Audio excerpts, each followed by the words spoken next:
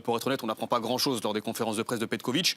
Ça, Mais il arrive dans un contexte pas facile, Vladimir Petkovic. Et il faut lui donner ce mérite d'avoir un peu aplani, pacifié l'atmosphère, l'environnement autour de la sélection. Je pense que c'est aussi dû à son caractère extrêmement calme en conférence de presse. Jamais un mot plus haut que l'autre. Pour être honnête, on n'apprend pas grand-chose lors des conférences de presse de Petkovic. Mais il a le mérite, je ne sais pas si c'est un mérite, de ne pas être dans la confrontation.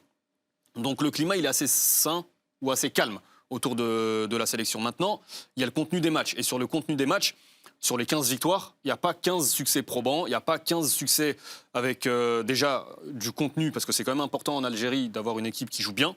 Ce n'est pas forcément le cas aujourd'hui avec Vladimir Petkovic. Et il y a aussi des victoires qui ont été ric-rac, des succès très récemment, je pense au dernier match, alors que l'Algérie était qualifiée pour la Coupe du Monde face à l'Ouganda, à domicile. L'Ouganda mène 1-0 et l'Algérie s'impose 2-1 grâce à 2 pénaltys de Amoura quasiment dans le temps additionnel. Qu'est-ce qu'on lui reproche de façon générale? Vraiment, le premier reproche qui est fait, que tu peux lui faire aussi, c'est quoi? Ben, en fait, il y en a plusieurs. Le jeu, qui aujourd'hui n'est pas à la hauteur de la sélection algérienne. Le choix des hommes. On a l'impression aujourd'hui que les choix des joueurs, le principe de la méritocratie, et là je me tourne vers Brahim qui a été dans un vestiaire professionnel et un vestiaire que ce soit de sélection ou de club, lorsque le principe de méritocratie, tu as cette impression qu'il n'est pas appliqué, ça peut aussi devenir compliqué à gérer.